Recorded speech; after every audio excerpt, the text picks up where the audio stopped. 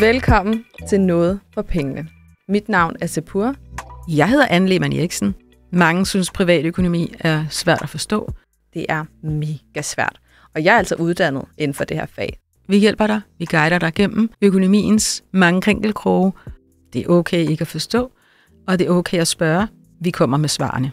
Anne, jeg fortæller dig en løgn og en sandhed om mig lige nu, og så skal du gætte, hvilken der er løgn. Det er i orden. Og vi tager selvfølgelig med økonomi som emnet. Ja. Den første er, jeg tjener 45.000 før skat, og den anden er, jeg investerer 1.000 kroner om måneden i aktier. Jeg tror, den første er rigtig. Det gættede du faktisk forkert. Nå, tror du ikke, jeg kan investere? Jo, det tror jeg helt sikkert, du kan. Det sagde du sådan lidt, men fair nok. Jeg er jo blevet klogere af efter vores episoder, så jeg er jo begyndt at investere 1.000 kroner om måneden. Du laver månedsopsparing. Ja, lige præcis. Som bliver vekslet til investering. Exactly. Og så har jeg jo bare taget høj risiko, fordi jeg skal ikke bruge pengene lige nu. Så det er jo næsten 100% aktier. Dejligt. Ja, er du stolt af mig? Vil du please klappe af mig igen? Yes, tak. Det er den bedste følelse. Men grunden til, at jeg lige smider en løgn på bordet, det er, fordi vi skal tale om løgne i dag. Om økonomiske løgne, kan man kalde det? Pengeløgne. Pengeløgne. Ting, folk lyver omkring med deres økonomi, hvilket er sindssygt spændende. Men inden vi kommer ind på det, så skal vi forbi dumme gode penge. Har du brugt nogen? Nej. Jeg har heller ikke nogen for lytterne, men jeg kan da godt kaste mig selv under bussen, eller hvad man siger. Jeg ved ikke, om det er dumme penge, fordi jeg har dem på lige nu. Jeg har købt et par nye sko. New Balance. Er det ikke fede? De er pæne. Ja, og de var på tilbud an. De koster normalt 800, og jeg har altid vil købe dem. Men jeg sagde til mig selv, ej, nu lader du være. Og så søger jeg dem til 500, så var jeg sådan, nu bliver jeg nødt til at købe dem jo. Det er klart, det er du tvunget til. Girl math, så jeg har lige vundet 300 kroner. Nej, men altså sådan nogle fine sko, det skal man også have. Det er jeg glad for, du siger. Det er forår, det er tid til nye sko. Præcis.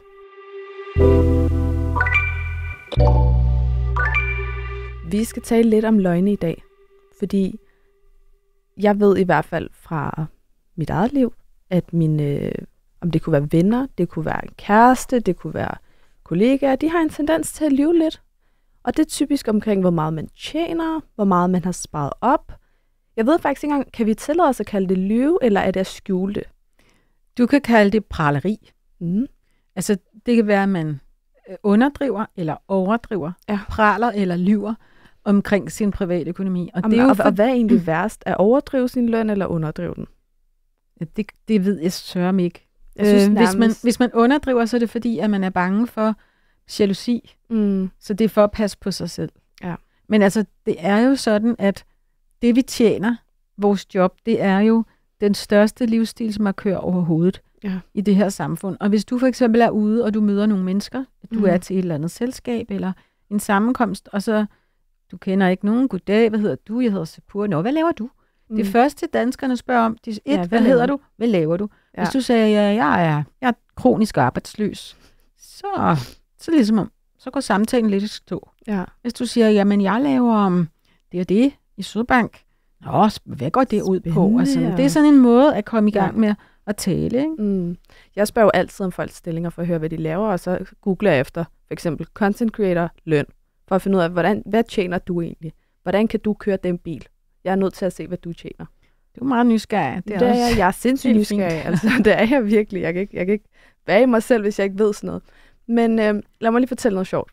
Fordi jeg snakkede på et tidspunkt med en fyr, og så siger han, og jeg griner lidt. Men han siger så til mig, at han vil ikke være sammen med en kvinde, der tjener mere end ham. Det er sådan en ting, han har. Han vil gerne være den, der tjener mest. Og så er jeg sådan, okay, fair nok, men hvor meget er det så? Så jeg ved det. Jamen, han vil jo ikke sige, hvor meget han tjener. Okay. Hvordan fanden skal jeg så vide, om jeg tjener mere end dig jo? Selvom at jeg alligevel havde tænkt mig at stoppe den efter det der, men det er bare så underligt. Ja, ved du hvad? Det er den holdning, man have. Men man kan sige, at vi lyver of penge, både over for hinanden, over for andre, men også i parforholdet. Ja. Altså 20% af alle kvinder i parforhold, de lyver om, hvad ting koster. De har været ude at købe ind. Det kan være, at man lige gemmer poserne inde i skabet. Der er plads til at gemme derinde. Ja. Eller hvis manden opdager den, siger, har du fået nyt tøj? Nej, det er noget gammelt. Det har jeg altid haft, skat. Hvad snakker du om? Du er bare ikke opmærksom, og du lægger slet ikke mærke til, hvad jeg har, og så kører du bare på ham i stedet for. Men jeg er super toxic, jeg ved det. Det er ikke så tit, at mænd lyver, men det kan det også. Så vi er... Og det handler om, at man vil ikke have ballade. Ja. Jeg havde det sådan med min mor. alt, hvad jeg har købt, altså der skal jeg underdrive prisen. Hvis jeg siger den reelle pris, så er hun slagtet mig, så jeg blev nødt til at sige sådan 20% under, end hvad det rigtigt kostede. Det er en ting, jeg altid har løjet med. Og så vil jeg faktisk også være ærlig og sige, nogle gange i mit tidligere forhold, så kan man jo undre sig over, hvorfor man ikke er sammen mere, men når vi sådan skulle planlægge, regningerne og sådan noget for den kommende måned, og han spurgte sådan, hvor meget jeg har fået udbetalt, så sagde jeg måske altid lige 2.000 kroner mindre. Fordi så vidste jeg, så har jeg lige sådan ekstra 2.000 kroner til mig selv, jeg kan snolde, uden at blive sådan blamet for, hvad jeg køber, eller hvorfor skal du have en kaffe og BMO? Fordi det vil jeg. Men det, man kan sige om det er, og det er der mange, der glemmer, er, når du er i parforhold, uanset om du er gift eller ej, så de penge, du tjener, det er jo sådan set dine egne. Det hedder, der er nogle juridiske ord, særråden. Du har lov til at råde over dem selv. Du skal ikke bede om lov. Og der er også særhæften, hvis du går ud og laver noget gæld. Ja. For eksempel siger, nu vil jeg have en ny telefon, jeg kører den lige på afbetalingen og sådan noget, så hæfter du også selv for den. Ja. Og det er lige meget om I gift eller ej, det er sådan, det er. Men der er jo mange, der får, det har de ligesom glemt, og så får de ejerfornemmelser over hinandens økonomi. Sådan at når den ene part lige får et tillæg eller sådan noget, så siger man, det kan vi jo bruge til. Og det er jo også fint nok, hvis man er enig om det. Men det kan ikke nytte noget, at man bliver blamet for at bruge sine egne penge, så længe man stadigvæk kan betale til det fælles og så videre. Men det er derfor, at nogen lyver, for de gider ikke ballade, og de har glemt, at det må de egentlig gerne. Og det minder mig om, nu hvor du siger det der med tillæg for eksempel. Her om et par dage, der får vi jo udbetalt de penge, man havde, hvis man har fået lidt ekstra fra skat. Det løg jeg også altid med. Jeg var altid sådan, jeg skal betale penge tilbage. Nej, hvor nederen, jeg får ikke nogen penge. Og så fik jeg måske faktisk rigtig 8.000 udbetalt. Fordi igen, så kunne jeg snolde dem, uden der er nogen, der skal sådan, give mig øjne. Så kan jeg gætte på, at I ikke havde sådan helt fælles økonomi. Det var mere sådan en, hans penge var mine penge, og mine penge var mine penge. Okay. Type of økonomi. What's yours is mine. Ja. And what's mine is mine. Yes. Ja. Men det kan man jo, det bestemmer man jo selv, om man vil jo. Ja. Men man kan også vente om, og så se det fra et lidt højere perspektiv. Nu tager vi helikopteren og flyver op. At der er utrolig mange pengetabuer, og der er utrolig meget hemmelighedskræmmeri omkring privatøkonomi, men også omkring, hvis man dummer sig i økonomien, og så kan man blive blamet for det. Og jeg er lige blevet blamet lidt for, hold det op, hvordan kan du rådgive om skat? Eller sige, hvad skal vi huske, når du selv får en restskat? Og det er en lang historie, men for at gøre den kort, selvfølgelig kan vi gøre, hvad vi kan, ved at indberette på vores forskudsopgørelse alt, hvad vi ved. Men der er også ting, man ikke nødvendigvis ved. Ja. Også ting, som jeg ikke ved, som vedrører investering og sådan noget. Og hvor at der så er, når banken indberetter, jamen så kan der være nogle tal, der kommer lidt bag på en, og som betyder, at man får en restskat. Og det har ikke noget at gøre med, om man har styr på sin økonomi eller ej. Nej. Tværtimod kan grunden til, at man får en restskat jo være, at man faktisk har tjent endnu mere, end hvad man selv vidste. Så det kan egentlig faktisk være en god nyhed. Ja. Men igen, så kan man blive blamet, fordi hold da op, har du ikke styr på det. Ja. Og det er derfor, folk ikke gider at sige det. Jeg kan godt forstå dem, for så får de sådan en nærmest shitstorm, hvis de siger noget. Ja, eller hvis de siger, hvad deres løn er, så er der nogen, der siger, får du så meget, det er du da ikke værd, og sådan noget. Ja. Så jeg kan sagtens forstå, at man holder tallene ind til kroppen, og hvis vi gør det, jamen, så bliver det bare ved med at være tab.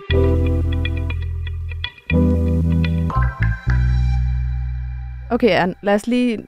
Nu snakker vi om at være åbne, så fortæl mig, hvad var din skatresultat?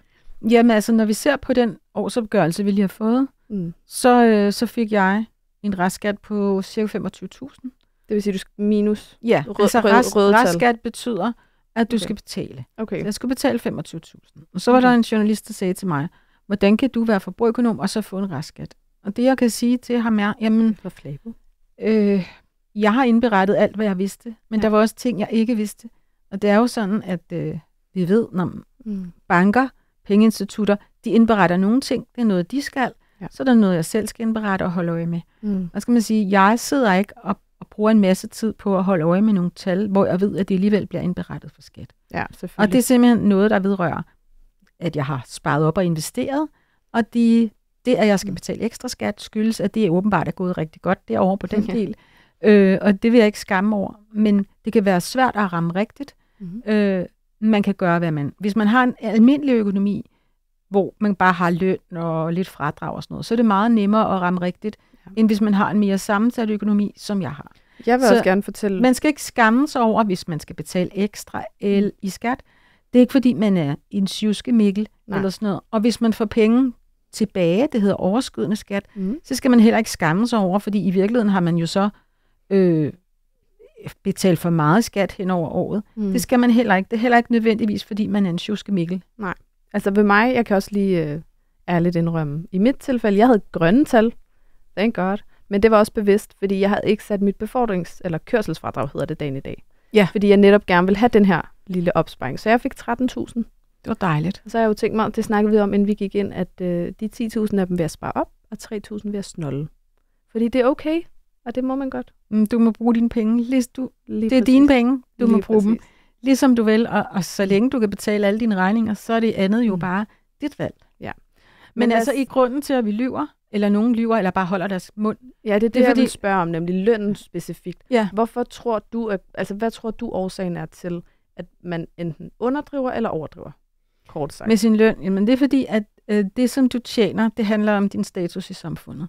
Så der er nogen, der overdriver, hvor meget de tjener, fordi så vil folk sige, hold op, hvor er du dygtig og sådan noget. Ja. Selvom at det er jo bare et tal. Så det har jo intet at gøre med, hvor dygtig man er. Jeg har mange veninder, der er super dygtige, og de får mindre i løn end mig. Så det er bare tilfældigt, hvad man nu får i løn, alt efter hvad det er, man laver. Der er mange regler og sådan noget. Men der er mange, der slet ikke tør sige, hvad de tjener, fordi de tror, at det må man ikke. Ja, men må man godt det? Må jeg godt tale med mine kollegaer omkring, hvad vi får, så vi kan bruge det til eventuelle lønforhandling? Det kan du lige tro. I 2017, der havde Institut for Menneskerettigheder faktisk lavet en rapport, hvor de har kigget på løn og snakke om løn og lønforhold og vores viden om, hvad vi må. Ja. Og de kunne afsløre i deres rapport, at halvdelen af danskerne cirka tror ikke, at de må sige deres egen løn højt. Ja, det troede jeg nemlig også, at jeg ikke måtte. Men det må du godt. Det står, det fremgår af lovgivningen. For det første, du må sige din egen løn højt, lige så højt du har lyst, og til hvem du vil. Okay.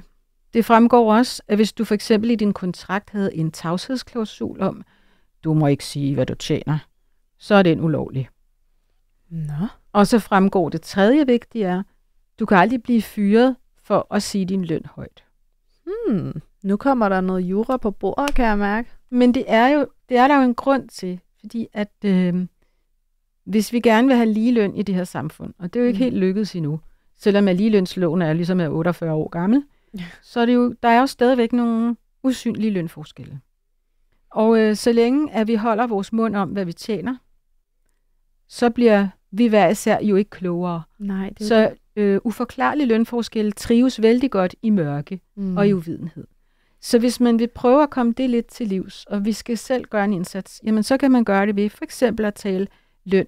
Man behøver ikke at tale det med alle og enhver, som måske ikke forstår, hvad det er, man laver. Men mit forslag er, at man taler om det. Man behøver ikke skrive det i avisen eller sige det i en podcast, men tale med sin veninde om, hvad laver I, hvad tjener I. Ja. Og jeg synes også, det er en vigtig læring, hvis man har teenagebørn. Fordi der er mange, der har vi har jo et kønsopdelt arbejdsmarked i Danmark. Det har vi. Piger vælger særlige fag, og mænd og drengene nogle andre fag, mere teknik og sådan noget. Men hvis flere kvinder og unge kvinder valgte og fandt ud af, hold op, man tjener så meget som kvindelig ingeniør, for eksempel, så kunne det være, at de tænkte, jeg er faktisk rigtig god til matematik og teknik, så den vej skal jeg, i stedet for at vælge et af de traditionelle kvindefag. Ja. Fordi at i mange traditionelle mandefag, hvor der er højere andel mænd end kvinder, der er lønnen også højere. Præcis. Så hvis vi bliver bedre til at vælge noget andet, også ved at være klogere omkring lønforhold og sådan noget, så kan vi jo få løsnet op på det her. Ja. Men heldigvis kan man sige, at alle dem, der synes, det er vidunderligt, at det er så hemmeligt med løn, så kan man sige, det er en stakket frist, for der kommer regler fra EU omkring lønåbenhed. De træder i kraft om et par år. Yeah. Det bliver fedt. Altså, jeg tror ikke, du skal hænge din hat alt for meget op på reglerne, men det bliver mere åbent, end det er i dag. Men det bliver ikke fuld åbenhed, men det bliver mere åbent. Og det er jo vejen hen mod, det er de skridt hen mod at få udjævnet de her usynlige lønforskelle. Ja. Så vi heller ikke behøver at have, at løn er et tabu. Og det er jo kun, jeg vil sige, i Danmark er det mere tabu end for eksempel i Norge, for de har åbne lønlister. Så der kan man faktisk slå op, hvad nogen tjener. Jeg synes faktisk også, det er unfair for dem, der er selvstændige. Fordi der kan du bare, lad os sige, man har et APS, og man kan se, at der kun er, lad os sige, 2 ansat eller sådan noget. Så kan man jo bare gå ind og se regnskabet og se, hvad der står under personaleomkostninger. Så kan man jo nogenlunde regne ud, hvad de får udbetalt. Nu kan I godt høre, det er mine stalker-evner, der kommer her. Fordi hver gang en siger, at han er selvstændig, så er jeg sådan ind på cvr.dk og slår virksomheden op. Men der kan man jo for eksempel se, hvad man tjener hos selvstændige. Men vi har jo også, i Danmark synes jeg, vi har meget løndobbeltmoral. Fordi hvis du nu, vi har en kendt sportsstjerne, kendt fodboldspiller, golfspiller, tennisspiller i landet, og vores egen dejlige danske fodboldspiller, han fik en millionkontrakt, så siger vi, ej, hvor er det godt, han tjener så mange millioner. Super godt. Sådan der. Godt gået. Ja. Så ser man direktør for Danmarks Radio, direktør for en eller anden statsminister, et eller andet, de tjener det og det. Der er nogen, der siger, hold da op, får de så meget. Ja. Så derfor kan jeg godt forstå, at der er nogen, de gider bare ikke at sige det, for de gider ikke at få sådan en spand møg i hovedet, og at de faktisk passer deres arbejde og får en god løn. Der er jo også en anden del i det her med løgne, og det er, du har sikkert oplevet det. Har du prøvet de der venner, der altid siger, at de ikke har penge? Lad os sige, man tager ud, nu ved jeg ikke, nu er måske en anden generation, og alle ved, i jeres alder, der har man vel nogle penge. Men når man er yngre, så oplever man tit det her med... Jeg kender godt det der. Er det rigtigt? Ja. Altså det her med, at man tager ud og spiser, og de er rigtig gode til at bestille, de her venner. Altså de bestiller den dyre panje og en lækker ret og sådan noget. Men så når regningen kommer, så er de sådan, de har sgu egentlig ikke så mange penge, og kan jeg lige tage den her gang og sådan noget. Og jeg er så dårlig. Altså jeg skal nok altid betale, selvom om jeg så stod i minus, fordi jeg er så dårlig til at sige nej. Specielt når det gælder ens venner. Og jeg hader sådan noget. Og så finder man ud af, at de skal til at købe bolig eller et eller andet og har sparet op, og så tænker man bare, hold kæft, hvor er dum. Hold kæft, hvor er dum. Hvor ville jeg ønske, jeg var nær i? Men altså, det her handler jo, jeg synes, dit gode hjerte går af med dig. Men der vil jeg sige, du skal jo ikke forsørge dine venner. Altså, hvis der man går ud sammen, og de bestiller, så må du bare sige, ved I hvad? I tager jeres del af regningen, og jeg tager min. Ja.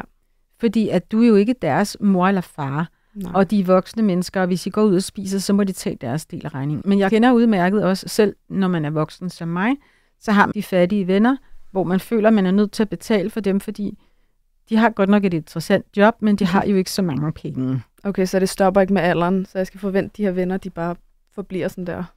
Du er bare nødt til... Jeg kan huske på et tidspunkt, da min datter var teenager, så havde hun også lidt den tendens, ligesom dig, og betalte. Og så sagde jeg, det stopper du bare med, Eva, fordi det duer ikke. Og så snakkede vi om det, og så kunne hun godt se, at det er jo ikke hendes ansvar at betale for dem. Ja. Hvis de ikke har nogen penge, de der 15-årige, så få et fritidsjob, eller plage deres forældre om lommepenge. Altså, det er jo ikke Evas ansvar. Det var faktisk så slemt på et tidspunkt, kan jeg huske, også på gym. Der havde jeg en, som bare altid tog med mig ned i kantinen, når jeg skulle have noget. Og så, valgte hun bare, hvad hun skulle have, og så var hun bare sådan, betaler du lige, jeg skal nok tage den næste gang. Og der var bare ikke en næste gang, hvor hun tog den aldrig. Det var altid mig. Jamen, kan du ikke sende hende en regning nu med renters rente? Det kunne jeg lige før jeg overvejede det, fordi hold kæft, det var mange penge til sidst. Men altså, det der ord, nej, det kan nogle gange være rigtig godt. Tag nej-hatten på. Ja. For du skal jo ikke forsørge de andre. Det er noget andet, hvis du sagde, det er min fødselsdag, jeg inviterer jer ud, I må vælge, hvad I vil. Så er det klart, du tager regningen. Men ellers ikke. Men her er det jo et tabu, at du tør ikke at sige nej. Altså, det er rigtigt. Altså, jeg er rigtig dårlig til det, men jeg er blevet bedre nu. Nu er jeg sådan meget god til at forklare, hvorfor jeg ikke vil gøre det. Det kunne jeg ikke dengang. Det behøver du ikke. Nej. De skal forklare, hvorfor de har glemt at tage penge med. Jeg oplevede noget mega sjovt her sidst i min afdeling, som jeg aldrig nogensinde har oplevet før. Fordi lige pludselig så har vi afdelingsmøde, og så bliver vi alle sammen samlet sammen, og så siger de, at der er bonusser. Og de her bonusser, de bliver læst højt op. Så siger man for eksempel, Sepur, hun får det her beløb, fordi hun har været så dygtig og gjort dit og datten, og så står vi alle sammen og klapper efter. Og det var så nyt for mig, fordi i min tidlige arbejdsplads, der var det præcis som du kender det her med, så kommer der en seddel, man lister ind i et lokale, og så giver man det sådan lige stille og roligt, og siger, du har fået en bonus, du skal ikke sige det til de andre. Agtigt, ikke? På den måde. Men, du er så dygtig. Ja, og man må ikke sige det højt efter, sådan, hvor meget man har fået. Jamen, der er ikke nogen, der siger, at du ikke må sige det højt. Det ligger bare i kortene. Det er det, fordi de visker jo, så visker du. Ja, vi visker alle sammen. Ja. Men det synes jeg, det var mega fedt, det her med at bare have det åbent, og så Begynder man bare at klappe af det? Det er ikke alle, der synes, det er fedt. Alle dem, der ikke får, de synes, det er nederen. Ja. Og jeg har også oplevet det i det offentlige, hvor det også var offentligt. Altså, man fik at vide, hvem der havde fået hvad, og der var en masse niknak i krone. Ej, hvorfor fik ham der? Ja. Han er så doven, og så videre. Så altså, der er fordele og ulemper ved det. Så åbenhed, det giver også noget debat, men man bliver det mindste klogere.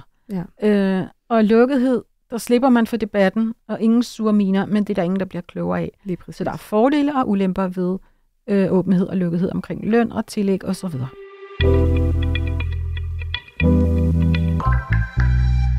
Anne, vi skal videre til dagens gode råd. Og hvad er dagens gode råd? Jeg føler, at det her den er lidt svær. Dagens gode råd er, for det første, når du er ude med veninderne, tag en nej-hatten på. Ja. Det er ikke dit ansvar, at de har råd til at betale alle de dyre ting, de vælger, medmindre du har inviteret. Ja. Og det næste er, der er ingen grund til at lyve i parforholdet. Jeg kan godt forstå, at man lyver om, hvor mange penge man bruger, men så længe det er ens egen penge, har man sådan set ret til at bruge dem, fordi det er sådan af reglerne. Det er dine penge. It's your call. Ja. Så skal man være bedre til at tage den der debat, og så måske det skænderi, fordi altså, lev med det, sådan er reglerne. Og så et andet godt råd, hvis du spørger mig, det er, hvis du har nogle kollegaer, du allerede har et godt forhold til, et godt bånd med, så prøv at tage løn med dem. Find ud af, hvad de tjener, og også oplyse, hvad du tjener, fordi I kan faktisk bruge det efter i lønforhandlingen. Og Anne, hun har også lige fortalt os, det er faktisk helt lovligt at fortælle, hvad man tjener. Der er ikke noget galt i det. Og så kan man især bruge, hvis nogen får tillæg, så spørge, hvorfor, hvad var begrundelsen? For nogle gange kan det være, fordi nogen har taget nogle lidt komplekse opgaver, eller nogle specielle opgaver, som var svære. Ja. Og så kan man jo næste gang byde ind og sige, det der slags opgaver vil jeg gerne være med til at løse. Præcis. Fordi man ved, at det er sådan nogle arbejdspladsen ekstra gerne vil have løst, så kan man på den måde få et lønløft. Enig. Så vil jeg gerne sige tak for i dag, Anne, og endnu et sjovt og spændende emne. Hvis man sidder inde med et emne, man gerne vil høre lidt mere om, så kan I skrive til os på Instagram, sydbank.dk. I må også skrive til mig personligt, det er helt op til jer. Og tusind tak, fordi I lyttede med, og tak til dig, Anne. Selv tak, Sipur. Har du lavet nogle aprilsnar på folk i går? Nej, det er jeg ikke så god til. Er du ikke det? Nej. Altså, jeg er jo en af dem, der synes, at aprilsnar i pressen er meget mærkeligt. Hvorfor? Fordi det er jo fake news. Det er jo det fedeste. Men man skal lige, så står man op, så står der et eller andet helt crazy, og så tænker man, jeg hader det. Jeg pranker altid med at gravid. Det er den sjoveste prank. Fordi folk er sådan lidt, men ja. Tak for i dag, Anne. Så tak. Du har lyttet til en podcast fra Sydbank.